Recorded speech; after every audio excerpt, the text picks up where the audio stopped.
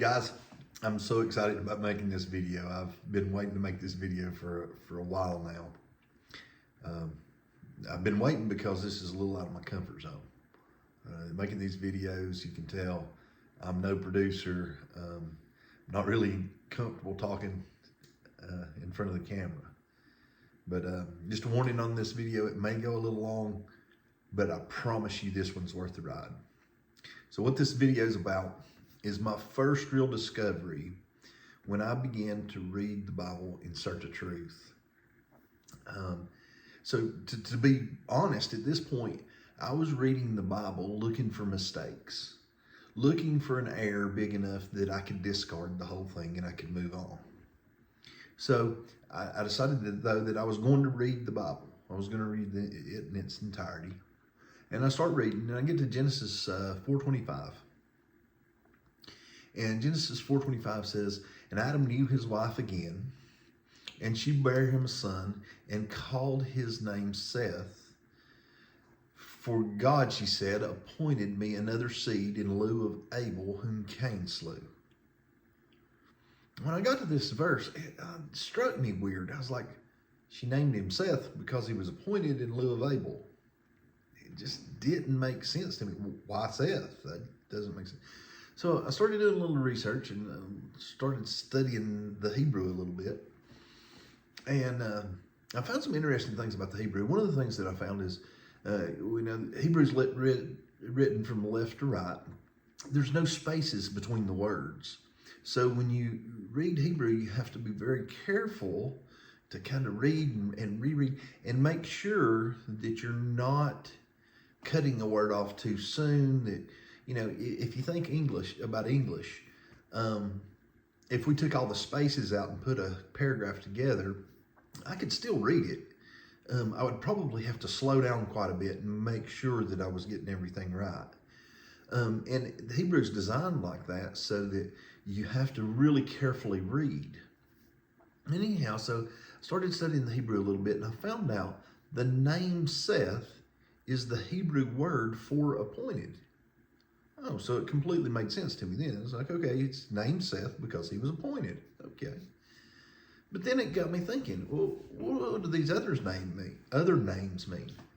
So I looked Adam up, and Adam's name means mankind or humanity. Okay.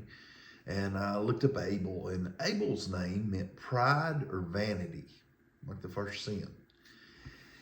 And Seth, I knew, was appointed, and you know, the verse, Genesis 4:25, 4:26, and then the genealogy from Adam to Noah had all these names, and I started looking up names, and Seth has Enos, and Enos' name means mortality or death. And Enos has Canaan, and Canaan's name means a nesting place, a dwelling place, or maybe even a prison cell. And Mahalalel, Canaan has Mahalalel. Mahalalel's name means the glory of God. And Mahalalel has Jared. Jared's name means to descend down or to come down. And Jared has Enoch, and Enoch's name means to preach or to teach, to promote. And Enoch has Methuselah. And Methuselah's name was interesting. When I studied it, I found out that his name means his death shall bring. And he was named that because it was prophesied over him that when he died, the end would come. And if you do the math and you study the genealogy, you find out that Methuselah dies in the spring of the year. He dies the year of the flood. I was like, wow, that's pretty interesting. It kind of all lines up.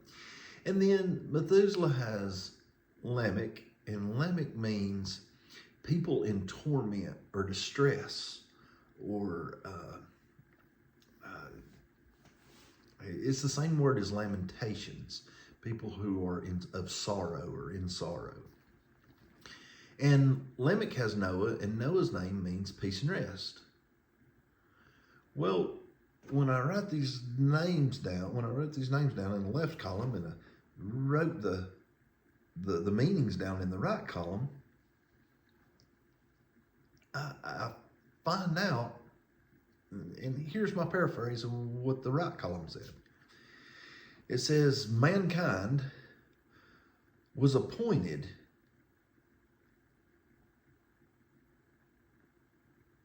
in lieu of pride or vanity or the first sin, he was appointed death. But the glory of God came down, teaching that his death shall bring those in torment peace and rest. I said, whoa! The whole story is wrapped in the story. What a literary device. This is pretty impressive. There's a hidden message in Genesis, in the genealogies. There's a hidden message. And that was so impressive to me. It just blew my mind. And as I got to thinking about it, I was like, wait a minute. It's even way more impressive than that. See,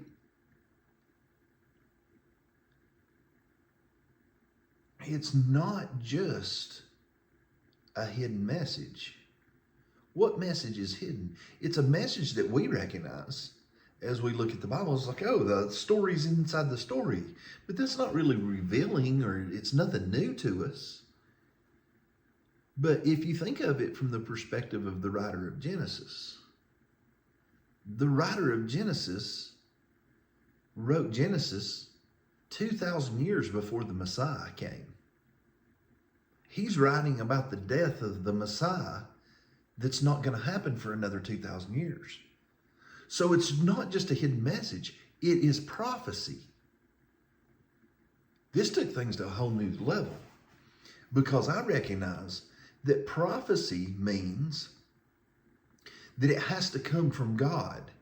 Prophecy has to come from God because only God can set outside of time and tell the future before it happens.